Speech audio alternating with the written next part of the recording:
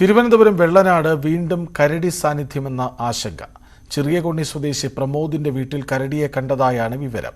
കരടിയുടേതിന് സമാനമായ കാൽപ്പാടുകൾ കണ്ടെത്തിയെങ്കിലും വനംവകുപ്പ് ഇക്കാര്യം സ്ഥിരീകരിച്ചിട്ടില്ല. വീട്ടിലും സമീപ പ്രദേശങ്ങളിലും ക്യാമറ സ്ഥാപിച്ച് നിരീക്ഷിക്കാനാണ് വനംവകുപ്പിന്റെ തീരുമാനം. രണ്ടാഴ്ച മുൻപ് കരടി കിണറ്റിൽ വീണ ചത്ത കണ്ണമ്പള്ളിക്ക് സമീപമാണ് വീണ്ടും കരടിയുടെ സാന്നിധ്യം സംശയിക്കപ്പെടുന്നത്. വ്യാഴാഴ്ച രാത്രിയാണ് പ്രമോദിന്റെ വീട്ടിലെ കോഴികളെ ചത്ത നിലയിൽ കണ്ടെത്തിയത്. കോഴിയുടെ എല്ലിൻ കഷ്ണങ്ങൾ മാത്രമാണ് പ്രമോദും കുടുംബവും വെള്ളിയാഴ്ച രാവിലെ കണ്ടത്. ഒപ്പം ഭീതിയുണർത്തുന്ന കാൽപ്പാടും. നമ്മളെ വീട്ടിന്റെ പുറകിൽ വന്ന് ഇവിടെ മുഴുവൻ അസ്ഥി കോഴിയുടെ എന്താണെന്ന് അറിഞ്ഞൂടാ. നിറച്ച് കിടന്ന് 14 കോഴി. അത് അസ്ഥി കൂടെ മാത്രമേ ഉള്ളൂ, ചതയൊന്നുമില്ല. അത് കഴിഞ്ഞ് നോക്കിയപ്പോൾ ഇവിടെ നിന്നാണ് ഇങ്ങനെ ഇറങ്ങി പോയിരിക്കുന്നത്. വലിയ കാൽപ്പാത വരുന്നു. ഫോറസ്റ്റിനെ വിളിച്ച് പറഞ്ഞു.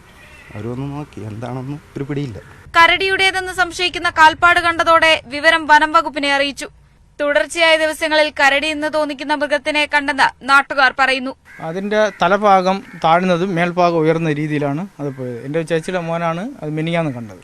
അത് എൻ്റെ വീട്ടിൻ്റെ അടുത്താണ്. എന്നിട്ട് എൻ്റെ വീട്ടിൻ്റെ അടുത്ത് ഇതിൻ്റെ കാൽപ്പാടുകളുണ്ടായിരുന്നു. എന്നാൽ ഫോറസ്റ്റുകാർ ഒന്നും അതെല്ലാം നിരീക്ഷിച്ചിട്ടാണ് പോയത്. കരടി തന്നെ സംശയം. കരടിയാണെന്ന് സ്ഥിരീകരിക്കാനായിട്ടില്ലെന്നാണ് വനം വകുപ്പിന്റെ വിശദീകരണം. കാൽപ്പാടുകൾ ശേഖരിച്ച് വിശദ പരിശോധന നടത്തും. പ്രമോദിന്റെ വീട്ടിന്റെ പിൻവശത്ത് CCTVയും സ്ഥാപിക്കും.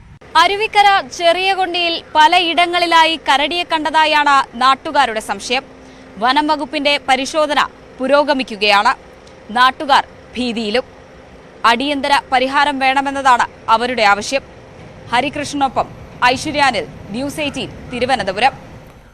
കാട്ടാനയായി കരടിയായി ഇനി കടുവയാണ്. വയനാട് ഏരിയപ്പള്ളിയിൽ പശുക്കിടാവിനെ കടുവ ആക്രമിച്ചു കൊന്നു.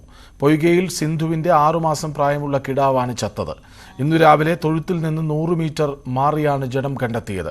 സ്ഥലത്ത് എത്തിയ വനംവകുപ്പ് ഉദ്യോഗസ്ഥർ പശുക്കിടാവിനെ പിടിച്ചത് കടുവയാണെന്ന് സ്ഥിരീകരിച്ചു. നിരീക്ഷണത്തിന് ക്യാമറ സ്ഥാപിക്കുമെന്ന് വനംവകുപ്പ് അറിയിച്ചു.